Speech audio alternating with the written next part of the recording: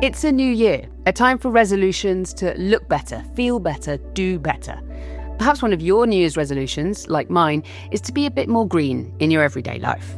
And one good way to start doing that is to try and reduce the amount of plastic you use and throw away. I'm a bit of a geek when it comes to factories and processing plants, and I've been fascinated about plastic recycling ever since I went to a huge recycling plant here in London last year on an open day. Sadly, no recording was allowed, but it was pretty eye-opening what people throw away into their bin thinking that it'll get recycled, and what types of plastic are actually recycled and reused. This matters because plastic pollution is a huge problem. Every year, 400 million tonnes of plastic are produced worldwide, and every year, approximately 57 million tonnes of plastic waste is created.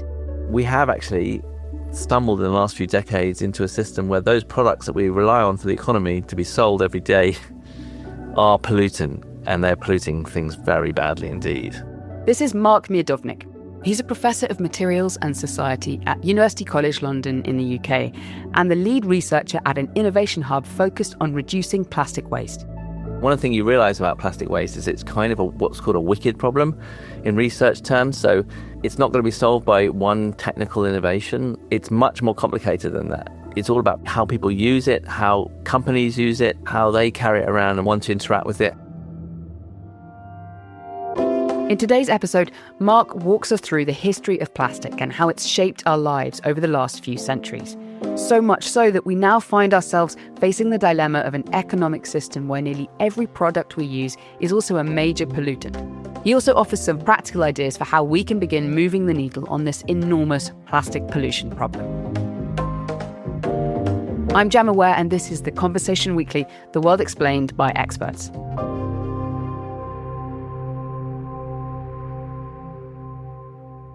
Then I'll set.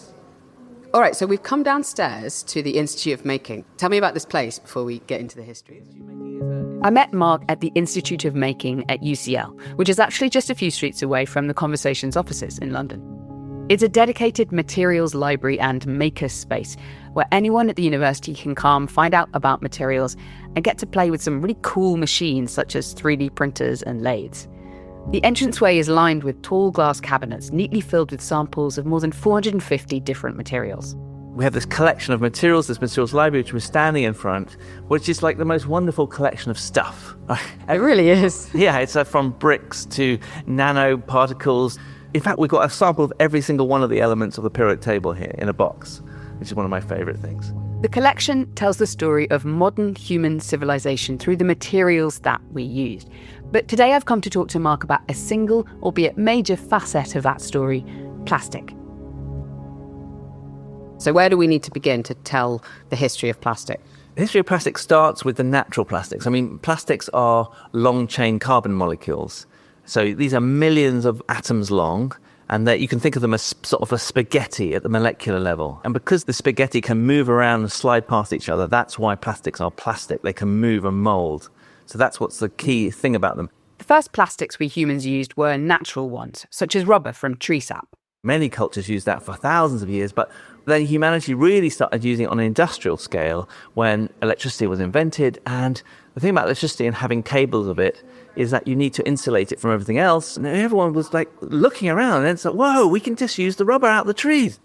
But as time went on, people began to realise that this tree resin wasn't ideal for the job.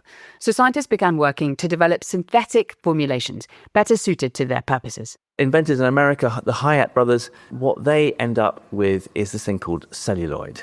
Now, celluloid is touted as a much better alternative to natural materials. So it's going to replace things like horn, which we've got here.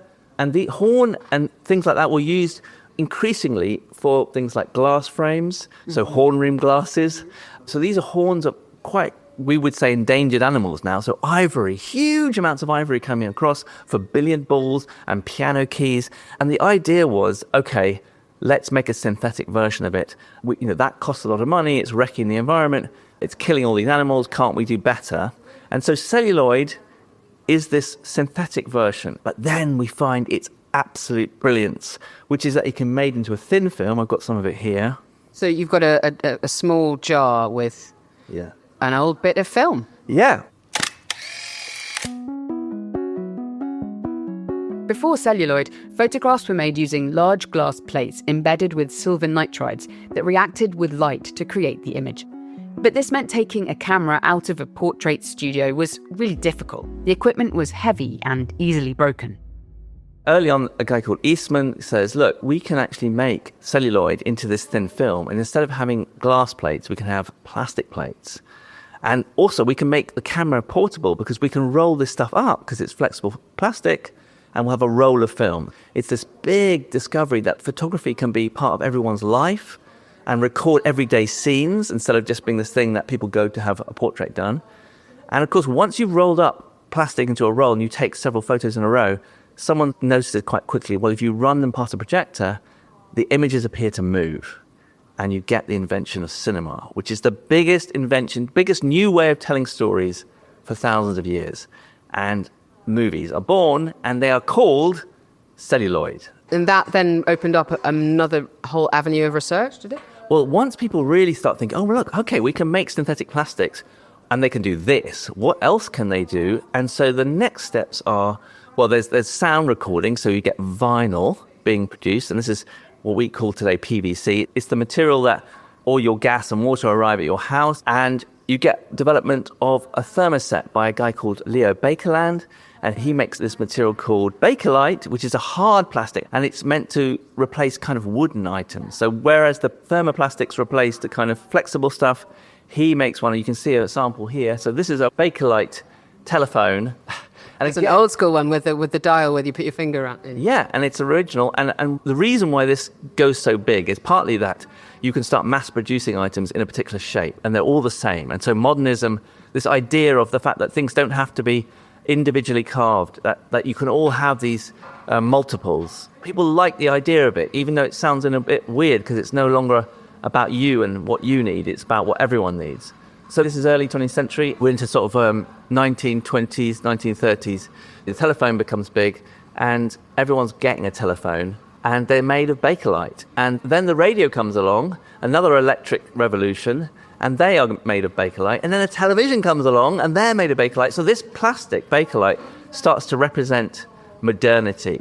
It's a huge revolution in the way people think about themselves, how they communicate with the world, who they are. Like, what humans are now is totally different. You can instantly communicate all the way around the world. You can talk to people. You can hear music from another continent. How do we get our heads around that? Let's just embrace plastic and all its wonderfulness and call that modernity. So plastic becomes this material of this new era, and everyone goes to town with it. In the 1940s, fast food arrives, and with it the need for disposable packaging. This is one of the first instances of single-use plastic. Because plastic now is big business, the price comes down. It's actually quite a luxurious and expensive material before this, but then the price comes way down. So you can start to give it away with your food, right? So you can start to have a fast food meal in which all of the wrappings and the cup are made of plastic, and you're expected, and the adverts show it, to throw it into the environment.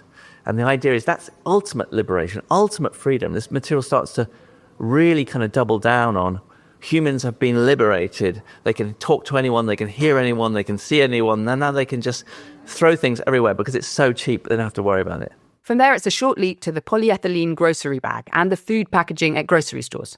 So you have these packages for around your goods, and people start to really get into the idea that food is not really hygienic unless it's surrounded by plastic. And we have really got to that point now where even people will not buy an apple now unless it's in a plastic bag because of that hermetic seal, the idea that this will not have been touched by anyone except for the person who picked it. And even then, they probably have plastic gloves these days.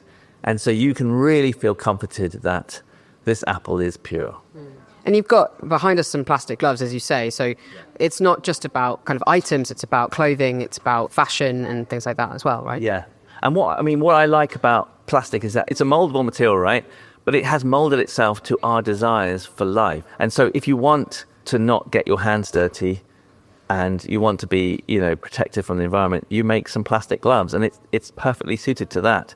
But if you want to, let's say, fly in an aeroplane and you need a really lightweight material, which is going to be easy to get up into the air, you make that out of plastic too. So it was called the material of a million uses, and that really is true today. It's easy to hear Mark's enthusiasm for plastic and the story it tells about who we are as humans. Materials and how they're made have always fascinated him. And when I sat down with him up in his office, he told me that for many years he'd go to primary schools giving talks about how materials like plastic are made. I'm giving one of these talks and doing lots of fun demos. And at the end of it, the kids, I ask for questions and the kids say, "What are you doing about the plastic waste problem?" I go, "Oh, well, I don't really work in plastic waste. Someone else," I mean, that's the way academia works. Like, people have very specialisms and, don't worry, people are working on it. But anyway, they looked completely deflated by that. And then I was like, yeah. And so then later on I thought, whoa, why don't I work in plastic waste? Like, it is like the major problem in the materials world. Why didn't I do it? So that point, that was 2018. I was like, I really need to start doing some research into plastic waste. And I realized that I had this blind spot, that I was being so excited about making materials and new materials that I had never really thought too deeply about what happens at the end of life. Like, where do they go? And of course, in the case of plastics, you can see where they go. They go in the oceans because that's downhill from everywhere. And so they all end up there, don't they? And you can only see the ones that float, but there's a lot more that don't float or are at the bottom of the ocean, by the way. So then at some point, I think my consciousness kind of was like, we really need to do something about this. So yeah, we do lots of research now in my research group on plastic waste. Mark's research group is called the Plastic Waste Innovation Hub, a multidisciplinary team of scientists, engineers, designers, and social scientists dedicated to finding ways to reduce and eliminate plastic waste. To give you an example of the kind of projects we look at, we're looking now at the plastic waste associated with nappies and period products and incontinence products for the elderly. These are all what are called absorbent hygiene products. They're almost 50% plastic. They're fantastic products. They really deliver. Like, any parent knows how good a single-use plastic nappy is. Absolutely. They really, really work. But they're working because they have so much plastic in them.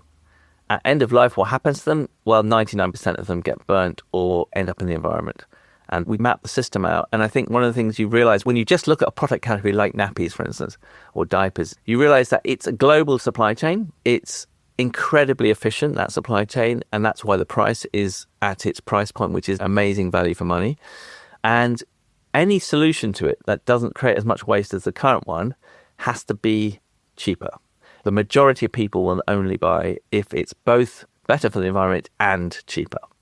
And so that's a really massive challenge for us. And of course, it's not just nappies. Plastic is in our clothes, our shoes, our household goods, our food packaging. Name an object you use every day, and if it didn't actually grow out of the earth, it's probably got some form of plastic in it. Was there a moment when plastic manufacturers started to realise that plastic was just not going to decay in the landfill? And what happened then? Yeah, I mean, you can see in the records of these companies that are starting to make it, large quantities of it, that they know about this. And different scientists in the companies flag it up. And also not just them, but the government knows about this. And so people who are dealing with the waste start to flag it up. No one ever really takes it seriously. This is the 1970s.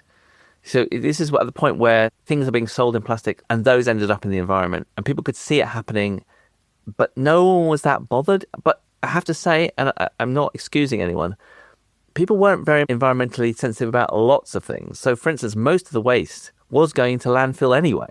And this is people's furniture, this is people's everything. And we had a kind of acceptance that you just put stuff in a hole in the ground. That was fine. And it didn't dawn on anyone, I think, that although maybe wood and fabric would decay over time in those holes in the ground, and so perhaps it wasn't disastrous, that the plastic bits, which were becoming a greater and greater fraction of everything that was becoming waste, wouldn't decay anytime soon, like in decades. So it's confusing, but also you can see that the companies obviously don't want to deal with it. It's going to cost them money. And us people who are buying this stuff, we went along with it, right? We luxuriated in it. We weren't too bothered either. Mark says that after environmental activists raised the alarm in the 1980s and 90s, governments and companies slowly started to at least pay lip service to plastic recycling. These days, there's been a shift in our attitudes towards plastic as people are starting to realise the scale of the plastic pollution problem.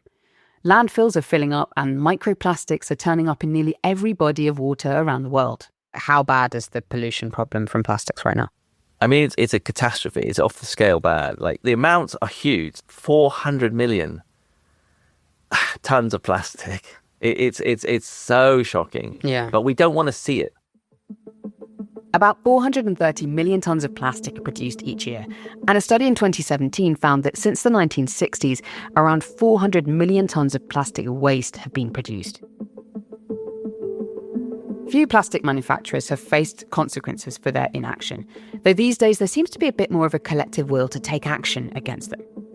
In 2024, the US federal government successfully sued Keurig, the company that makes those little plastic pods that produce 1 cup of coffee or tea, for claiming that those pods are recyclable.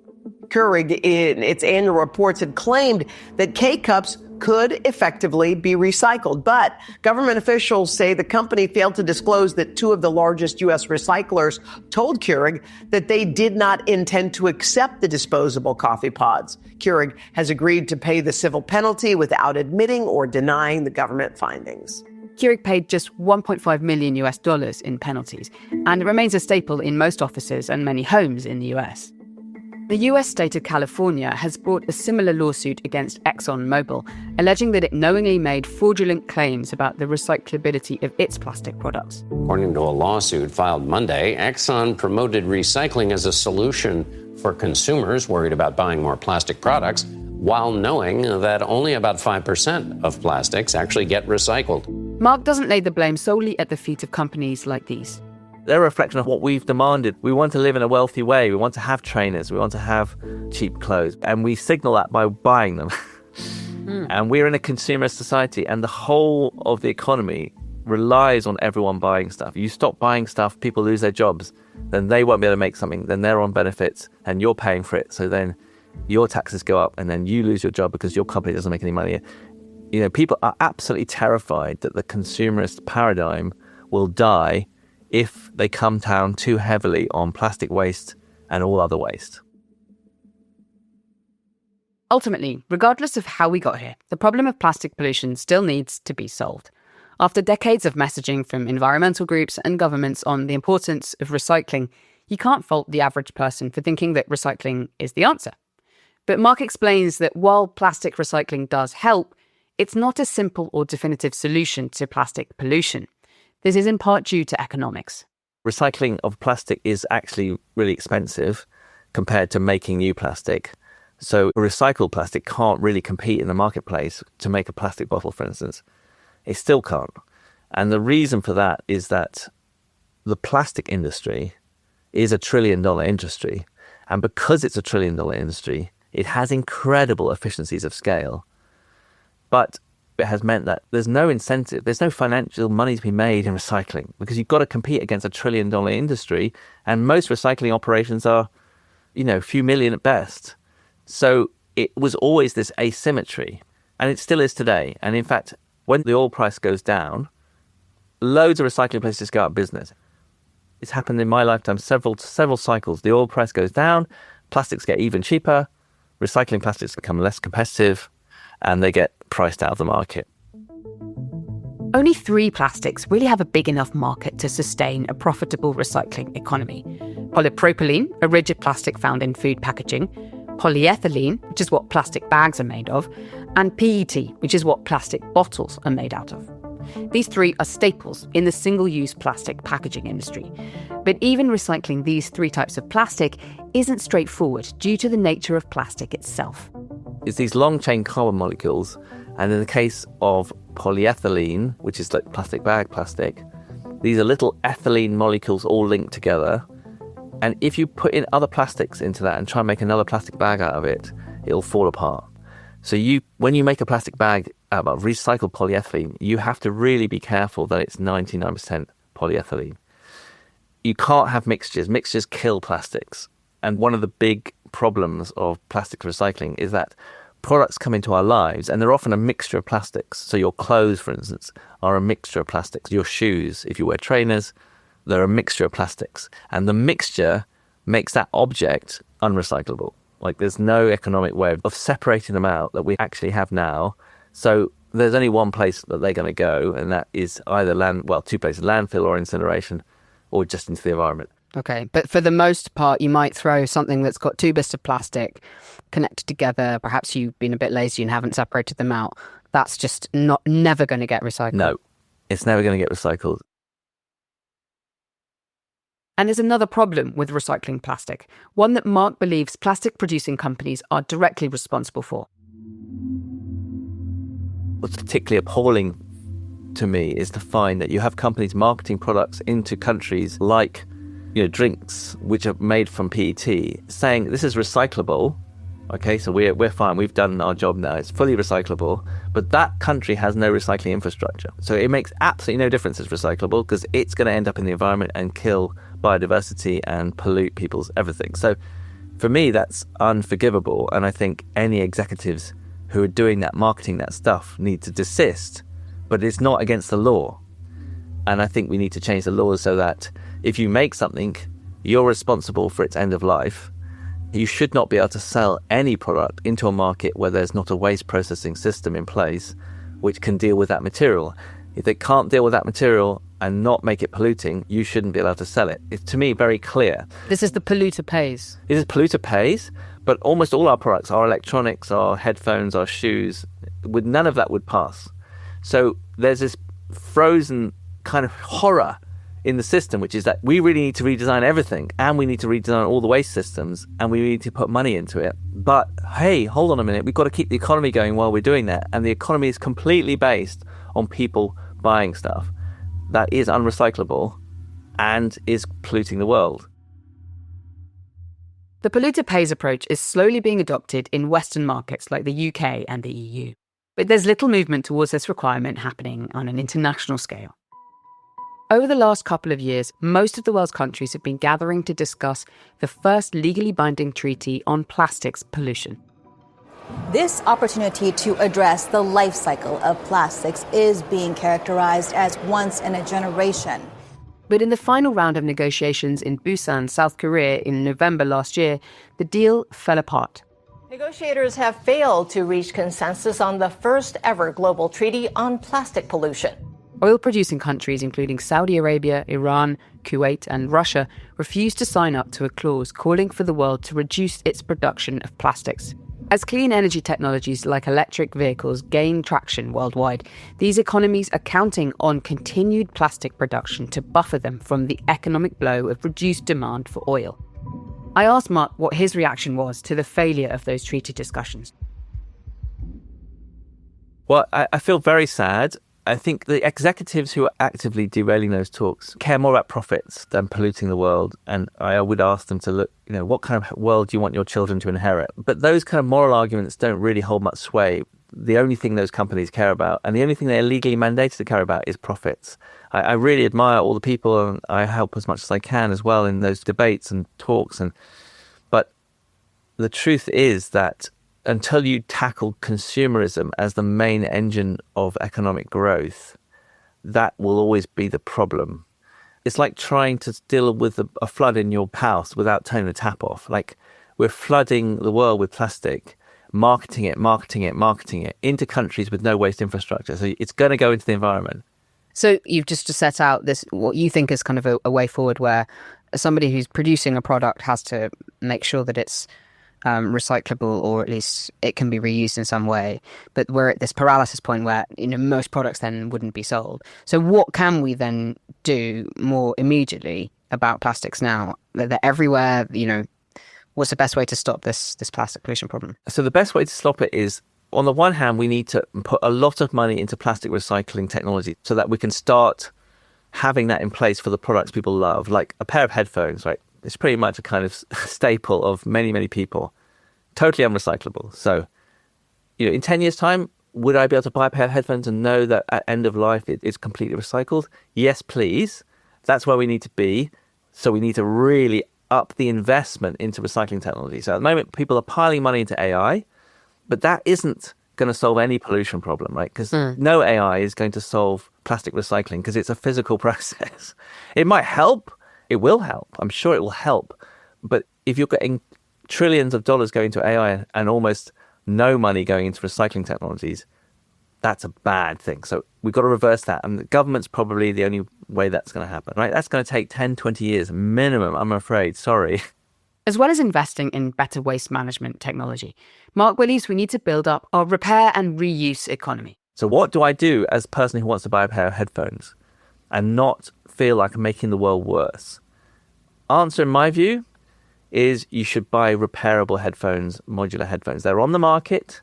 There are companies who are selling headphones that are designed to live for the whole of your life. You will not have to ever put them in the bin. Of course, the spare parts that go wrong in the next 20 years of those headphones you buy will create some waste, but far less waste. And you'll nurture them and you'll repair them and you'll keep it going. And your impact on the world will be 10% of the current paradigm, which is you buy a pair of cheap headphones and they die within 2 years. And you buy another pair of cheap headphones and they die within 2 years. And that's how the consumerist model works. So we need, in the short term, while recycling is being upscaled to all those products, because I sort of do believe in the end that you're going to have to find a way to recycle everything, you need to get reuse and repair economy going big time in these areas that people care about. And in the areas that are just nice to have, like plastic packaging on food, that just shop in a market if you can, right? Go to a real market if you can, and do not buy your apples wrapped in plastic. They do not need to be wrapped in plastic. It's just going to pollute the world. You don't need to buy oranges in plastic or bananas. Like, you can do your bit, because the supermarkets, the only reason they wrap your fruit in plastic is because they think you want it. So just to end then, we are all part of this consumer society, which, as you say, you believe needs to change. But there is a psychological aspect to it, isn't it? The feeling that when you rinse out your jar of mayonnaise or something, putting it in your recycling bin, that you are trying to do your part in some way. I guess, how do you reconcile, oh, my part is actually very tiny and, it's not really helping? And even if all of this plastic's being recycled, am I actually making a dent in this problem? How do we as people in this world kind of go about that? Is there any point to doing it? Or, what can we do about it? I mean, I think it's the whole point, if you ask me, because the thing is, these companies that are doing this and delivering these products to you are doing it because you want it. This is the collective will. We actually live in an amazing situation where you want something, you want a product to come into life, it will come into life. I mean, it's kind of a miracle we're living through in terms of material wealth. I want a comfier trainer. Boom, it appears. I want a cooler trainer. Boom, it appears. So we need to want a sustainable trainer, right? We need collectively to want that. And we need to want that more than we want the different colors or the different bubbles, whatever, we're currently communicating to the market. So our market signals are really important. And a market signal that they take notice of, and the government take notice of, is the amount of recycling collected. As that goes up, you're saying to people, it's a vote. Every piece of plastic you put in that bag is a vote for a more sustainable world. And if you don't want to vote, you're not going to get it. Thank you so much, Mark. It's been a pleasure talking to you. And you, thank you very much.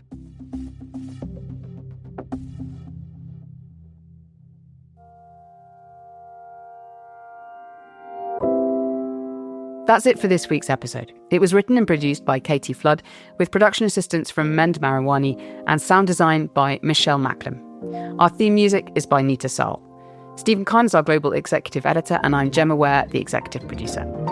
If you'd like to get in touch with the show, and we'd love to hear from you, you can email us at podcast@theconversation.com. You can also sign up for The Conversation's free daily newsletter by clicking on the link in our show notes. And we'll put a link to our socials on there too. The Conversation is a non-profit news outlet dedicated to sharing the work of academic experts with a wider audience. If you like what we do, please support us at donate.theconversation.com. And please rate and review the podcast wherever you follow us. It really helps. Thanks for listening.